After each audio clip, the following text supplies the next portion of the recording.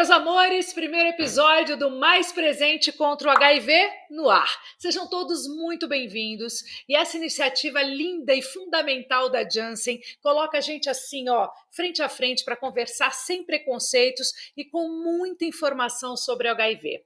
Eu sou a Adriane Galisteu e estou muito orgulhosa de fazer parte desse projeto e também muito orgulhosa por ser uma das embaixadoras dessa campanha que começou com um vídeo incrível que vai ser lançado, já foi lançado, tá por aí, ó, tá por aí. Se você ainda não assistiu, eu vou deixar um trechinho desse manifesto lindo, Manifesto Mais Presente. Olha aí. Com a pandemia, muita gente deixou de tratar o HIV. Por isso, precisamos reagir. Se você também vive com HIV, procure os serviços de saúde. Esteja mais presente. Mais presente. Mais presente. Se você tem um amigo ou parente com HIV, incentive o tratamento. Esteja mais presente. Mais presente. Não podemos perder 40 anos de vitórias contra esse vírus. Quem se trata, protege os outros e a si mesmo. Esteja mais presente contra o HIV. Mais presente. Demais, né? Assiste o vídeo completo no YouTube da Janssen ou no portal da campanha, tá? Vocês vão amar. Bom, a gente está junto aqui no Mais Presente para tratar de alguns assuntos que são muito importantes, claro, sempre relacionados ao HIV, que vão fazer você refletir, que vão fazer você talvez mudar de ideia, mudar seu jeito, sua atitude, podem te ajudar na sua vida e você também pode ajudar a vida de alguém. Eu vou te falar que eu entendo bem desse tipo de conscientização e o quanto ela é importante. Eu não sei se você conhece bem minha história, mas vou te contar. Perdi meu irmão, o Beto, em 1996 com HIV, ele só tinha 28 anos na época. E nós vivemos todos os preconceitos que vocês podem imaginar na pele.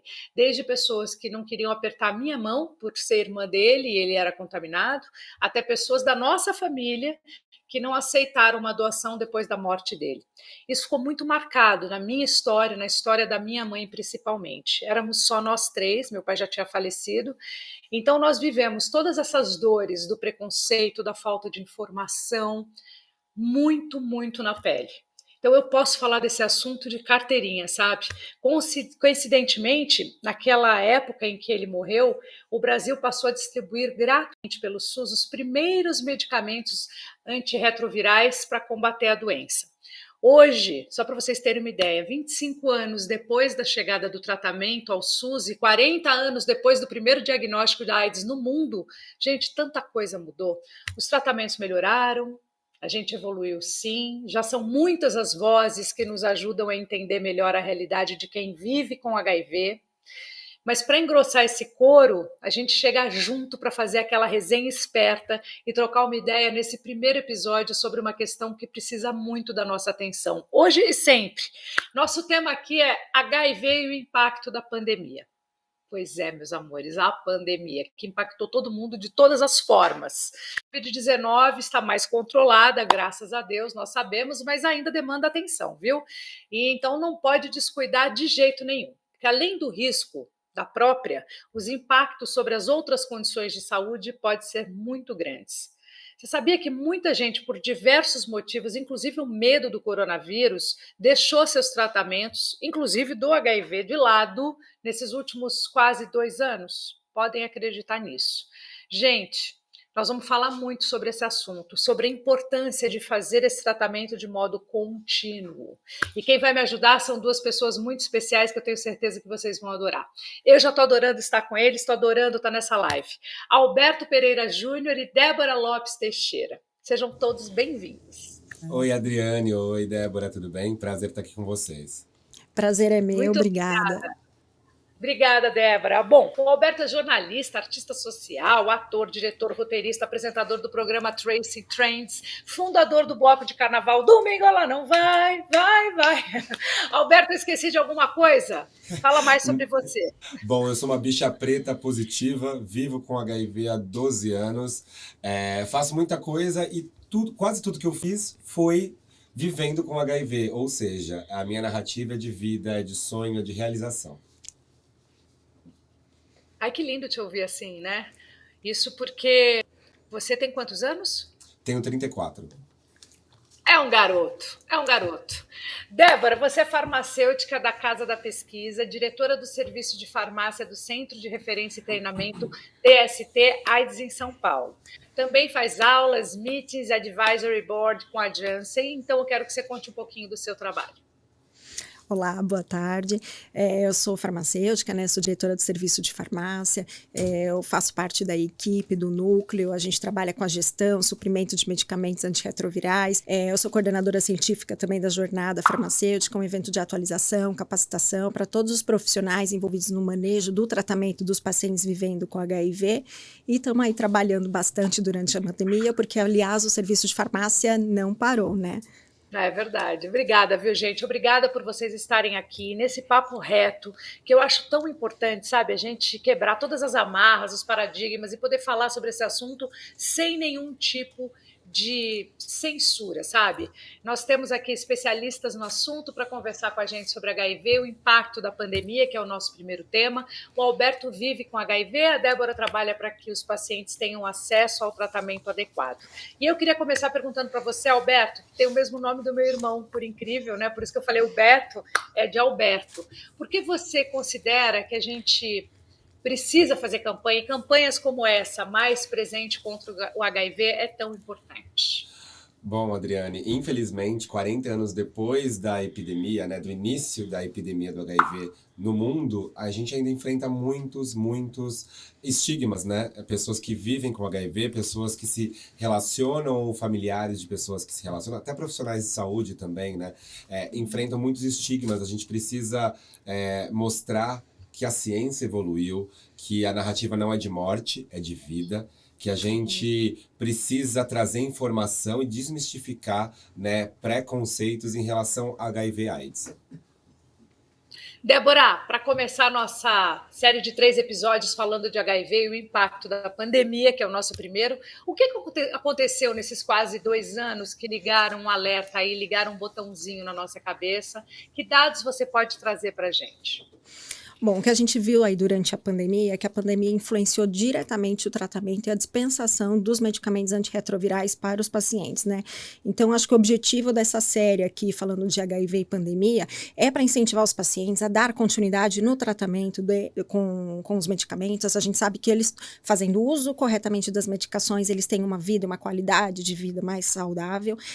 A gente tem observado hoje que houve uma desaceleração da curva do diagnóstico de HIV, não por uma redução real do número de novos casos infectados, mas talvez pelo acesso durante a pandemia, porque muitos serviços se preocuparam somente com o Covid, né? Então, a gente precisa focar agora na dar continuidade nos tratamentos, e eu acho que esse é o principal objetivo aí da série. Vamos direto para o assunto aqui, um assunto que, nossa, a gente já bateu tanto nessa tecla, mas sempre é uma dúvida na cabeça de alguma pessoa que está ouvindo falar pela primeira vez. O que é o HIV e como ele é transmitido? Vamos lá. O HIV ele é um retrovírus, então, que ataca o sistema imunológico, que é responsável por defender o nosso organismo contra as doenças.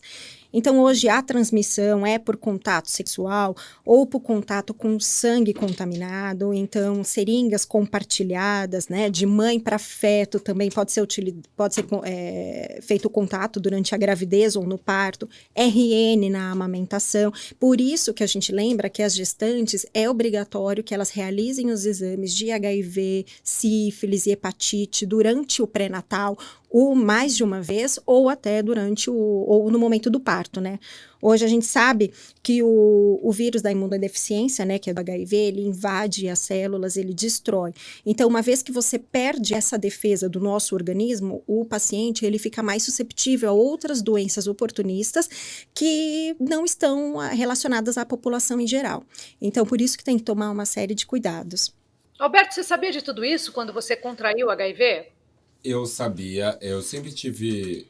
Eu sou uma pessoa negra brasileira, mas eu tive um acesso à educação e acesso à informação. Acho que eu vou usar entre aspas a palavra privilégio, porque para corpos como o meu não se usa essa palavra, mas nesse caso eu vou fazer esse ajuste.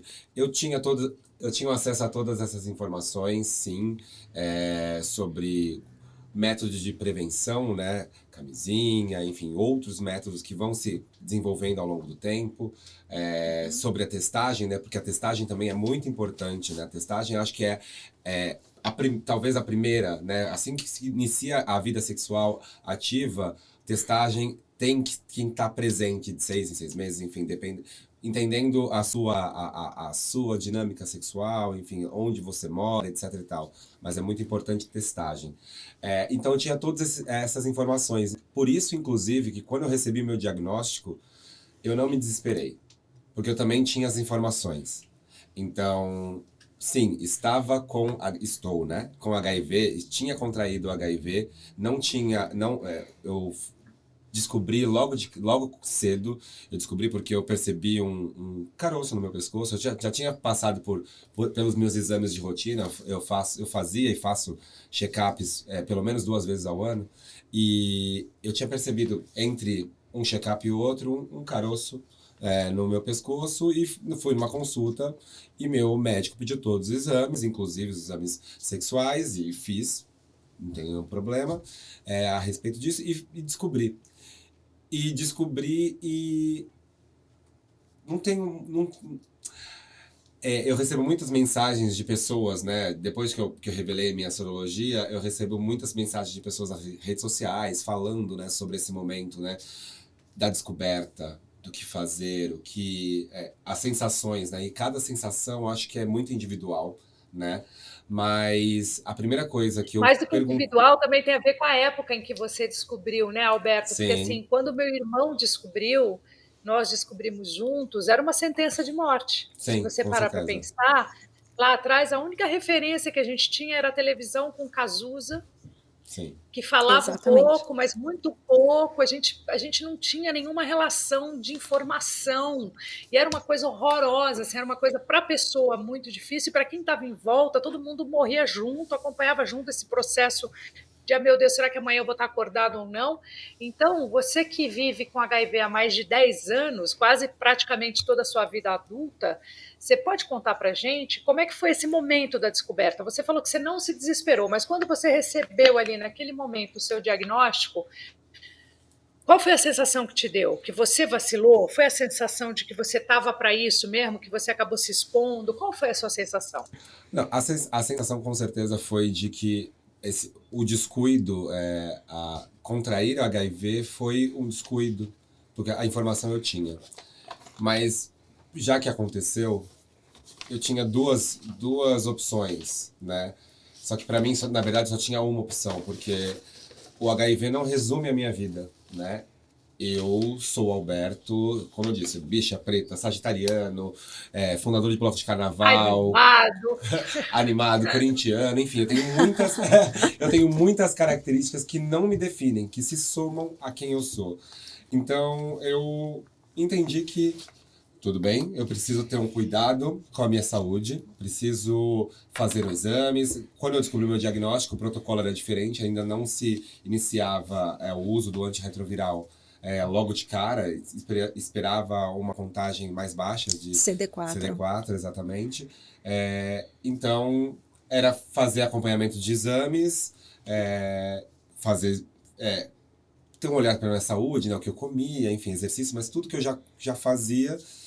E claro, tem um estigma social, né? Eu acho que o que me afetou talvez tenha sido minha vida afetiva. Eu fiquei mais recluso durante um tempo, eu fiquei tentando entender, enfim, né? Como seria me relacionar. Minha pergunta era onde você achou apoio? Se foi nessa sua consciência muito boa e cabeça boa, que nem todo mundo tem, você sabe disso, mas onde você encontrou apoio? Eu encontrei apoio na minha família. Minha família sabe do meu diagnóstico desde o dia 1.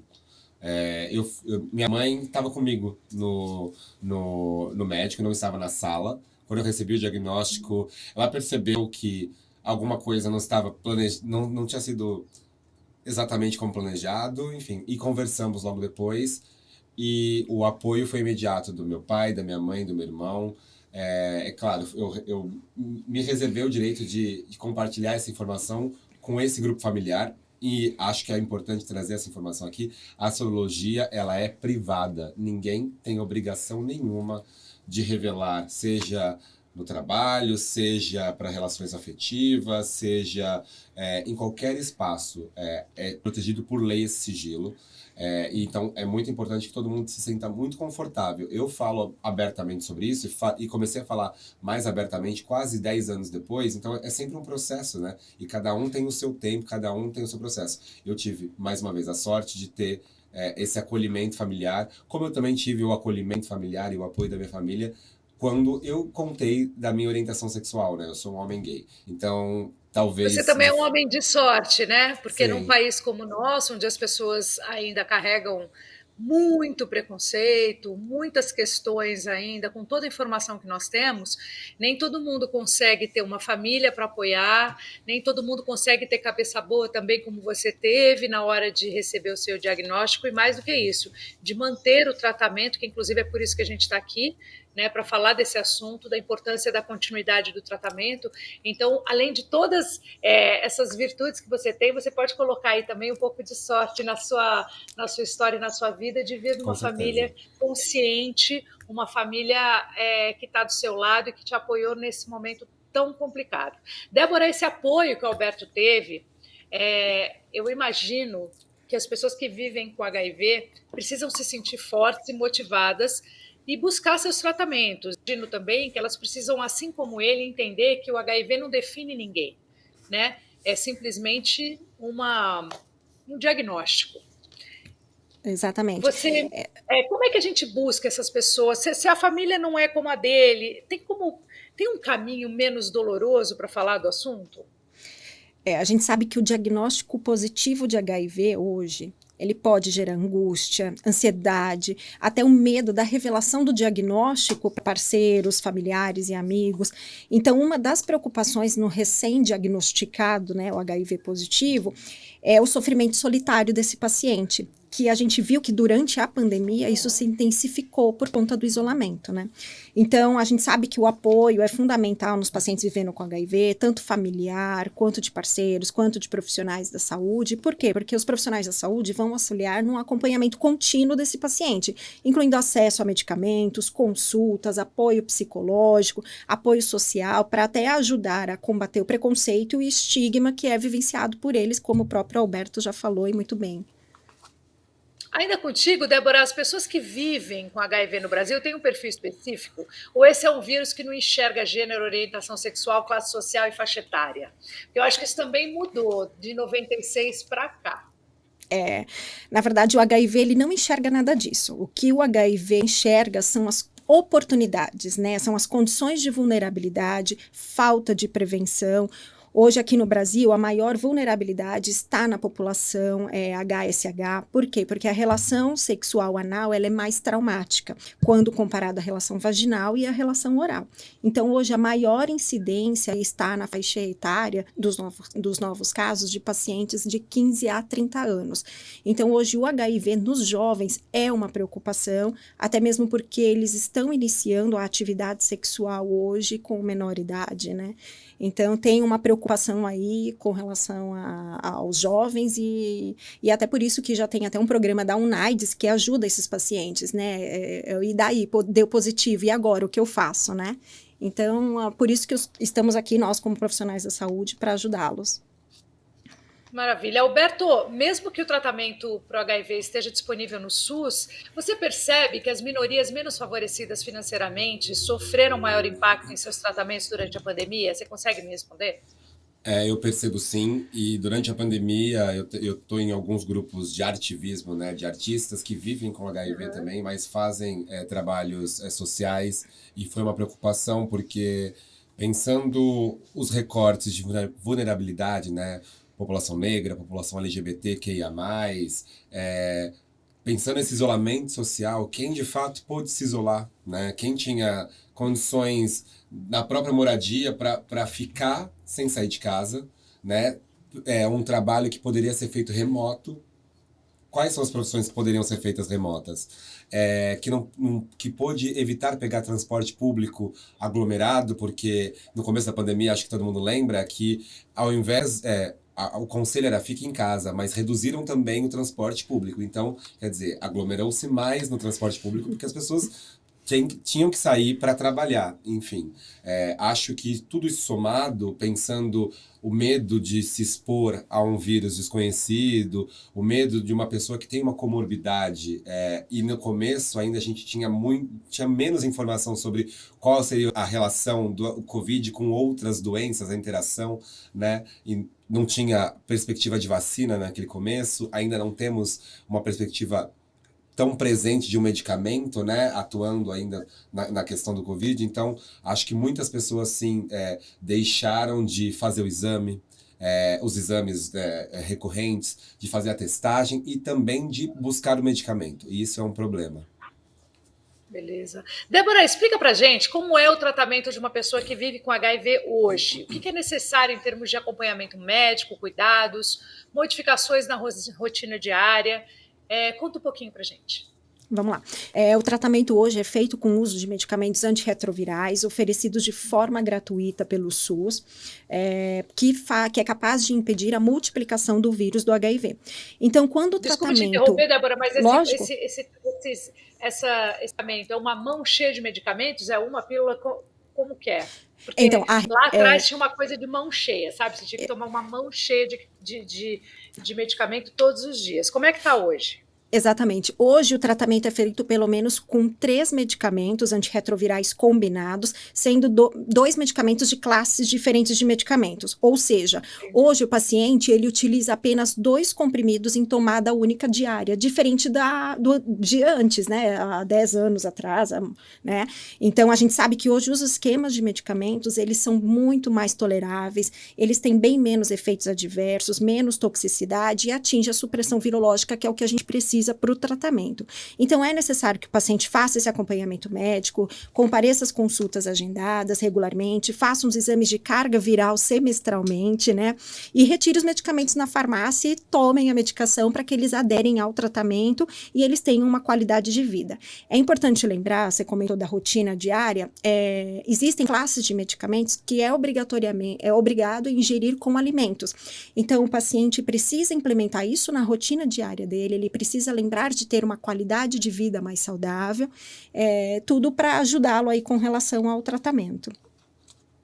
Não é vida louca, né? Aliás, não dá para ser vida louca em nenhuma situação.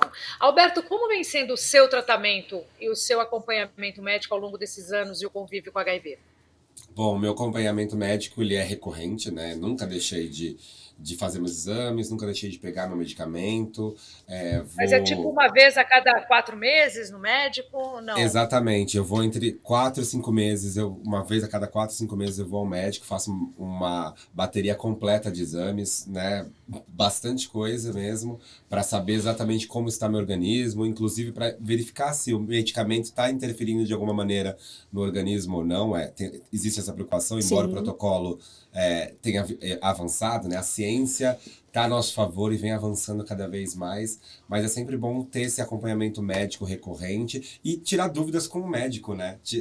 Perguntar sobre efeitos, sensações, enfim. Eu lembro no começo, porque como eu disse, quando eu descobri o meu diagnóstico, eu não precisei logo de cara tomar o antirretroviral, só quando mudou o protocolo, porque eu já descobri minha sorologia como indetectável, né? Uma pessoa que vivia com o vírus, mas o vírus não estava ativado, né? Não tinha virado a doença, não tinha virado AIDS.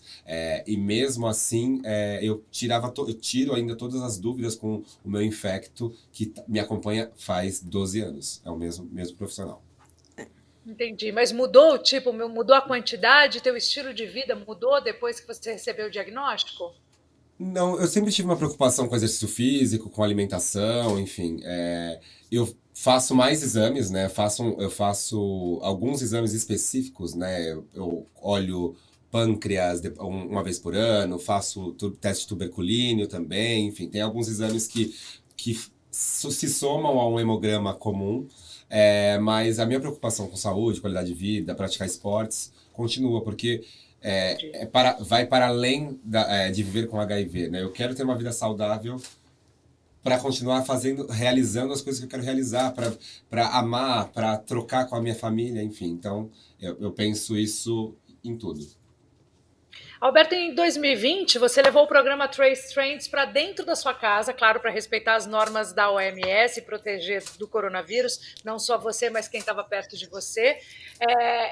E muitas pessoas ficaram em casa, só que algumas delas, principalmente por medo da Covid, não saíram nem para seguir os tratamentos do HIV. Como você se comportou com isso? Eu lembro que uma das primeiras vezes que eu saí de casa foi para ir ao CRT pegar meu medicamento. Eu tinha feito... Foi daquele jeito, tipo astronauta, né? Foi. Foi. Eu lembro que, assim, realmente eu fiquei... primeiro, eu tava com... Quando fechou tudo, né? Eu tinha acabado de terminar uma temporada de uma peça de teatro num Sesc. Na segunda-feira fechou tudo, inclusive a produção do programa. A gente ficou uma semana sem... Vai parar, não vai parar? Tenta adaptar para casa. Comecei a trabalhar de casa, etc e tal. E 2 semanas depois, meu medicamento estava acabando, já estava com a receita. Falei, ai, vamos lá. Tava pedindo tudo delivery, né? Comida, mercado, enfim, mas não tinha como fazer esse delivery. Então fui, 2 máscaras, roupa, todo o corpo coberto. Peguei um carro e fui, né? Geralmente eu ia de transporte público. Resolvi não arriscar, né? Muito cedo ainda, a gente não tinha tanta informação, e fui, e tinha um protocolo muito rígido também lá no CRT também, né? Eu pego medicamentos no CRT Santa Cruz, aqui em São Paulo, e tinha um protocolo rígido já de medição de temperatura, controle de número de pessoas, todo mundo já estava de máscara, enfim, então fui muito bem atendido. Você vacilou em algum momento do tratamento? Deixou de fazer alguma coisa regrada em algum momento na sua história, não? Não deixei. Não deixei porque é muito importante se cuidar, né? Já que eu vivo com HIV, então eu vou levar o verbo viver à máxima potência. Vou viver, eu vou me cuidar e vou seguir. Maravilhoso isso que você está falando. Você não deixou e não vacilou porque você se ama, porque você tem autoestima, porque você administra bem os seus sentimentos, as suas dores, os seus amores. Isso fica muito claro para quem vai conversando com você, vai te conhecendo um pouco mais. E eu acho que é uma baita lição para quem está assistindo a gente, porque essa é uma questão muito grave nossa. E a pandemia mexeu muito com a estima das pessoas, né? Não só as pessoas que vivem com a questão do HIV, mas com todo mundo, né? Fez todo mundo parar para pensar, fez todo mundo olhar ao redor, olhar para si, olhar para sua casa, para os seus amigos, de uma outra maneira. Então é muito legal que você não vacilou em nenhum momento, que isso não faz parte da sua história, e eu gostaria que todo mundo fosse assim como você nesse capítulo de saúde. Quando a gente está falando de HIV, a gente está falando de cuidados específicos. Muito legal você dar seu depoimento e falar com essa tranquilidade que você fala. Débora, você teria dados para apresentar para a gente sobre a continuidade dos tratamentos de pessoas com HIV durante a pandemia? Tenho. Durante a pandemia, eu trouxe até os dados do CRT. O Alberto retira o medicamento na unidade no qual eu trabalho. Então, hoje, né, com a pandemia, a gente teve uma redução de 40% de incidência de novos casos de HIV, que foi aquilo que eu comentei desde o começo, que a gente entende essa curva da desaceleração, né, do diagnóstico, e a gente teve também um aumento de 5% da taxa de abandono, ou seja, ou irregularidades de tratamento, ou seja, os pacientes deixaram realmente de retirar os medicamentos, né, por conta do medo, por conta do estigma, por conta da vulnerabilidade por ele ser um paciente de HIV.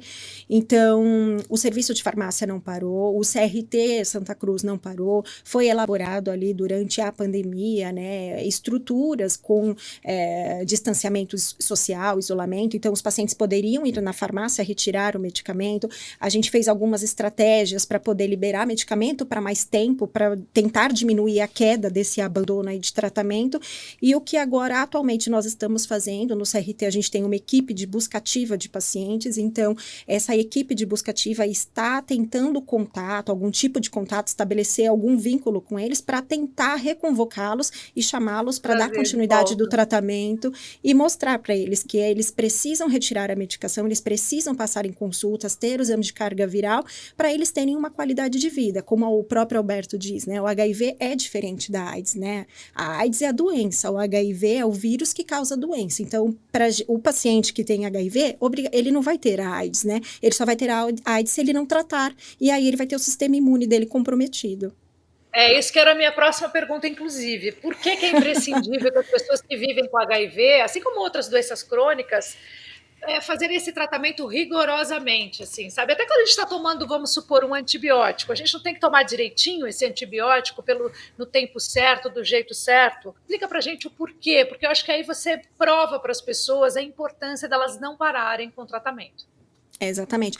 Hoje o HIV ele assumiu, né, características de doenças crônicas, então ele pode ser comparado sim a um paciente que tem hipertensão, a um paciente com diabetes. Então hoje, com o tratamento adequado, ele utilizando os medicamentos, né, que hoje são pouquíssimos medicamentos, 2 comprimidos apenas, todas essas complicações causadas pela infecção do HIV podem ser evitadas, e isto basta o paciente tomar os medicamentos, né, e ter adesão ao tratamento, enquanto que, se o paciente não utiliza a medicação, com certeza o adoecimento vai ser certo.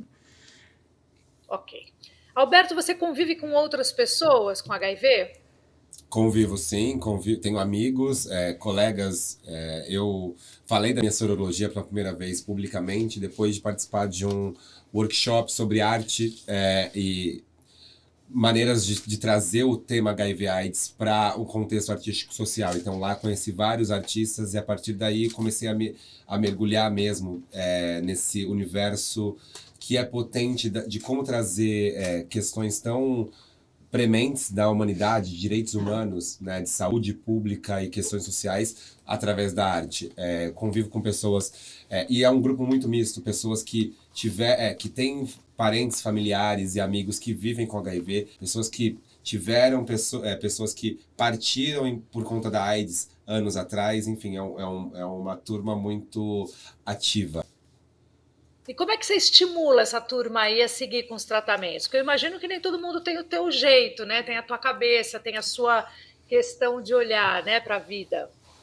Bom, eu acho que é empatia, né? É claro que não é todo dia que eu acordo assim, de bem pra vida e bora pra frente, mas a gente tem que lembrar, e eu tava falando isso com a Débora antes de a gente começar aqui a live, que primeiro a gente precisa estar bem. Então, a saúde, né, de uma pessoa que vive com HIV ou com alguma outra comorbidade, ela é fundamental, a preocupação com a saúde, para aí sim a gente conseguir atuar no mundo, seja como um amigo, seja como um parceiro, seja como um profissional. Então, a gente precisa se amar, cuidar da saúde para aí seguir em frente e dar o acolhimento, trocar com as outras pessoas e entender as outras questões, né? Olha, eu vou colocar uma pergunta aqui que não estava no roteiro, mas eu me sinto confortável com essa pergunta para vocês dois, inclusive. Eu tenho uma sensação que as pessoas perderam o medo de se contaminar. Não sei por quê, não sei se é porque a gente fala menos sobre o assunto, eu não sei se é... eu acho que basicamente falta de informação, mas eu tenho um pouco a sensação, você falou do número, né, dos jovens, que hoje essa turma mais jovem está aí, está à frente, está se contaminando. Eu estou errada? Eu acho que as pessoas perderam um pouco o medo, e eu vejo essa doença, por mais que ela tenha qualidade de vida hoje, por mais que você possa ter uma vida normal, ela é uma doença que a gente tem que ter pavor de ter, não só essa, como qualquer outra. Eu acho que a gente tem que ter um pavor de ter qualquer tipo de doença, de se expor a qualquer tipo de doença. Eu queria que vocês falassem um pouquinho sobre isso. Hoje a gente, conforme eu falei, né, a incidência dos jovens é realmente uma preocupação. Hoje a gente ainda não tem dados e estudos que falam o porquê dos jovens estarem tanto se infectando, mas a gente acredita sim que é pelo fato deles iniciarem a vida sexual, talvez a escolha imatura do parceiro, talvez acesso, talvez ainda a menos informação do que deveria, né? Talvez eles não tenham tanto acesso aos testes de prevenção, as medicações que podem ser utilizadas para profilaxia de pré-exposição, de pós-exposição. Então, a gente ainda precisa continuar falando, a gente precisa continuar levando a informação, não só para o público jovem, para todo mundo, para que eles tenham aí a consciência de que o HIV ele pode ser evitado. Pode ser evitado, e quando ele se transforma na doença, ele mata. Exatamente. Então, assim, é importante deixar isso muito claro aqui, né? Então, assim, ter medo de ficar resfriado faz parte da nossa vida. Por que não ter medo de contrair uma doença, né? Como HIV? Com certeza. Mas eu acho que tem uma série de outros fatores, né? A gente tem, ao mesmo tempo que a gente está hiperconectado, né? Com celular, redes sociais, enfim, se comunicando com um monte de gente, a gente também vive um momento que a gente está duvidando, né? Duvidando da ciência, duvidando de informações checadas e verificadas. A gente não fala sobre sexualidade, sobre sexo. A gente ainda é um tema tabu e por conta do progresso da ciência que fez com que o HIV não tivesse mais, o HIV/AIDS não tivesse mais cara, né? Meu porte físico, a minha saúde é muito diferente daquela imagem icônica que a gente sempre lembra, né? Do Cazuza numa capa de revista, enfim. Esse corpo ele só vai estar daquele jeito se realmente não tiver nenhum tratamento, né? Não tiver usando nenhum tipo de medicamento, enfim. Então, a ciência ajudou a gente voltar para esse armário da sorologia. E isso faz com que também, acho que pessoas jovens, não só jovens também, achem que, ok, vou tomar um remédio e continuarei vivo. Sim, continuar vivo, mas tem sim as questões psicológicas, as questões familiares e todas as outras questões que o estigma do HIV ele traz para a sociedade, traz para a vida da pessoa. Nem todo mundo... Medo nessa hora vale, né? O medo é importante na vida da gente, sim. Ele é sinal de responsabilidade. Eu falo isso Exatamente. sempre, ter medo é sinal de que você é responsável com a sua vida e com as suas escolhas, né? Sim. E além disso, né, a gente fala de HIV, mas também vejo que as outras ISTs estão aumentando, né? Porque se tem o protocolo para não ter, né, não contrair HIV e outras ISTs, mas tem a PEP, tem a PrEP, então as pessoas tem gente que está deixando de tomar todas as outras medidas contraceptivas, então Sim. É complicado. É realmente uma prevenção combinada, né? Então, assim, por mais que o paciente faça uso de algum medicamento para prevenção, ele tem que lembrar que a gente tem aí as outras ISTs, né? Que podem acometer o paciente. Bom, eu gostaria de pedir para vocês um recado final aí para o público que está assistindo a gente. O nosso programa chega para todo mundo, para pessoas que vivem com HIV, pessoas que têm alguém próximo com vírus, pessoas que não podem ter contato com ele, mas que querem informação para compreender melhor e se livrar dos preconceitos, que é para isso que a gente está aqui. O que vocês diriam para o nosso público sobre a importância da conscientização e da continuidade do tratamento? Bom, eu vou dizer que é fundamental continuar. Se você vive com HIV, faça a sua testagem, seus exames regulares, use os medicamentos, cuide da sua saúde. O HIV não é uma sentença de morte, ele não vai limitar e vai impedir você de realizar os seus sonhos, mas você precisa se cuidar, então cuide-se. Eu como farmacêutica, né, como profissional, a gente vê hoje os serviços de farmácia totalmente estruturados para os pacientes, para o retorno, tanto em ambulatório, de consulta médica, quanto a retirada de medicamento. Então, a gente, hoje a pandemia, né, já está mais favorável, então retomem o tratamento de vocês, incentivem os pacientes a retomarem o tratamento. A gente sabe que hoje, com o uso dos medicamentos, você tem uma vida saudável como qualquer outra pessoa da população em geral. E sabem que quando meu irmão morreu em 96, eu sempre busquei estar perto das pessoas e ajudar, mesmo quando elas não estavam a fim de falar desse assunto, porque naquela época ninguém queria falar desse assunto, ninguém queria estar perto dessa doença de alguma maneira. E aí, já mais agora, nos anos 2000 e pouco, eu grávida do Vitório, Vitória nasceu em 2010, fiz uma campanha em 2009 junto com o Alexandre, meu marido, e com a turma que trabalha comigo, chamado A Cara da Vida. E nós fizemos umas camisetas, eu não sei se você lembra disso, Alberto, fizemos umas camisetas para vender no Sinal aqui na cidade de São Paulo, para ajudar as pessoas que estavam no Emílio Ribas na época, para terem mais qualidade de vida no final da sua vida de alguma forma. E foi uma campanha linda, e eu falei na época, eu ajudo essa causa de um jeito muito diferente de todas as outras que eu ajudo. Eu quero que ela acabe, eu quero acabar, não quero mais ajudar essa causa, eu quero que tenha fim, sabe? Eu quero que esse dia chegue. E, de verdade, graças a tudo que a gente está vivendo, hoje a minha forma de ajudar, a minha contribuição é na informação. Olha que coisa mais linda, né? Graças à ciência, graças à medicina, graças a tantas pessoas. Enquanto a gente está falando aqui, tem tanta gente estudando para melhorar a nossa vida. Então, eu fico muito emocionada, muito feliz e muito tocada de fazer parte dessa campanha junto com vocês. Eu quero muito agradecer, estou super orgulhosa de ter recebido vocês, foi incrível conversar. Eu quero dizer que nosso programa de estreia do Mais Presente contra o HIV foi nota 1 milhão, assim. Estou muito feliz de começar com vocês. Muito obrigada, Alberto. Muito obrigada, Débora. Eu que agradeço, foi um prazer a gente poder falar, né, do que a gente gosta, do que a gente faz no nosso dia a dia. E é isso aí, se você conhece alguém com HIV, incentive o tratamento. Foi um prazer falar, dividir minha história de vida aqui, trazer informação e estou nas redes sociais, @AlbertoPereiraJR, para quem quiser trocar, falar, recebo muitas mensagens e acho que é um tema que a gente precisa conversar mais.